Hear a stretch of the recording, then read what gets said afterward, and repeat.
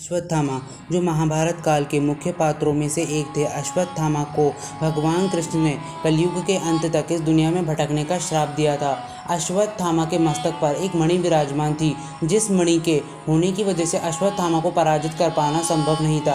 लेकिन आखिरकार इस मणि का क्या रहस्य था और अश्वत्थामा के बाद इस मणि का क्या हुआ, आइए चलिए जानते हैं इस वीडियो में। आपके अपने चैनल हिस्ट्री ऑफ गॉड में आपका बहुत बहुत स्वागत है। अगर आपने अभी तक हमारे चैनल को सब्सक्राइब नहीं किया तो हमारे चैनल को सब्सक्राइब कर दीजिए, इस वीडियो को एक लाइक कर दीजिए, बेल आइकन आएगा उसे ऑल पे सेट कर दीजिएगा ताकि हमारे लेटेस्ट वीडियो सबसे पहले आपके पास पहुंचे। तो शुरू करते हैं। अश्वत्थामा जो गुरु द्रोणाचार्य के पुत्र थे। द्रोणाचार्य ने शिव को अपनी तपस्या से प्रसन्न करके उन्हीं के अंश से अश्वत्थामा नामक पुत्र को प्राप्त किया था।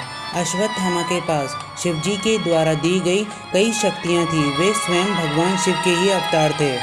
जन्म से ही अश्वत्थामा के मस्तक में एक अमूल्य मणि विराजमान थी, जो कि उसे दैत्यों से, दानवों से, शस्त्र से, देवताओं से और नाग आदि से निर्भय रखती थी। मतलब इन सभी से उन्हें सुरक्षित रखती थी। इस मणि के कारण ही अश्वत्थामा पर किसी भी प्रकार के अस्त्र या शस्त्र का कोई भी असर नहीं होता था।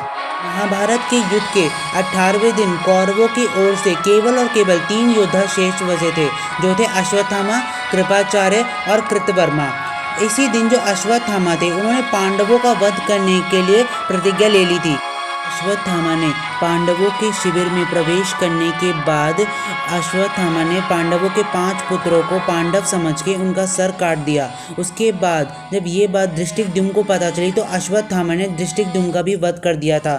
उसके बाद जब ये बात पांडवों को पता चली तो पांडव बहुत ज़्यादा क्रोधित हो गए थे और उसके बाद अश्वत्थामा का पीछा करने लगे। उसके बाद जो अश्वत्थामा थे वो पांडवों का नाश करने वाले थे, इसीलिए उन्होंने ब्रह्मास्त्र का आह्वान किया और सीधा ब्रह्मास्त्र को पांडवों की ओर चला दिया। जिसके विरोध में जो अर्जुन थे उन्होंने भी अपना ब्रह्मास्त्र चलाया। लेकिन जो अश्वत्थामा थे और अर्जुन थे वो जानते थे कि अगर ब्रह्मास्त्र आपस में टकराए तो उसके बाद संपूर्ण सृष्टि का नाश हो जाएगा। इसलिए जो अर्जुन थे उन्होंने अपना ब्रह्मास्त्र वापस ले लिया था।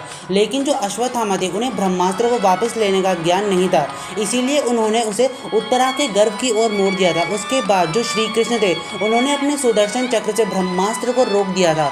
उसके बाद जो अर्जुन थे उन्होंने अश्वत्थामा को बंदी बनाया और सीधा द्रौपदी के पास लेके चले गए थे। के बाद जो द्रौपदी थी उसने अश्वत्थामा को जीवन दान देने के लिए कहा, क्योंकि जो अश्वत्थामा था वो एक ब्राह्मण था और ब्राह्मण की हत्या करना पाप था। लेकिन जो श्री कृष्ण थे उन्होंने भी कहा कि आप सही कह रही हैं कि ब्राह्मण को मारना पाप है, किंतु जो अपराधी है उसे भी दंड देना आवश्यक है। के बाद जो द्रौपदी थी उसने कहा कि आप अश्वत्थामा की मणि निकाल दीजिए। उसके बाद जो अर्जुन थे उन्होंने अपनी तलवार से सबसे पहले अश्वत्थामा के सारे केश काट दिए। उसके बाद दूसरी बारी में अपनी तलवार से अश्वत्थामा की मणि भी निकाल दी थी। उसके बाद जो श्री कृष्ण थे उन्होंने कहा कि तुमने बहुत ही बुरा कार्य किया है, इसलिए मैं तुम्हें श्राप देता हूँ कि इस कलयुग के अंत तक तुम इस दुनिया में ही भटकते रहोगे। तुम्हारे शरीर से रक्त और पीप बहेगा, तुमसे बहुत ही ज़्यादा दुर्गंध आएगी, तुम कोढ़ से पीड़ित रहोगे। सारा का सारा समाज तुम्हें धुतकारता रहेगा। तुम हर समय मृत्यु की उपेक्षा करोगे, किंतु तुम्हें मृत्यु नहीं आएगी।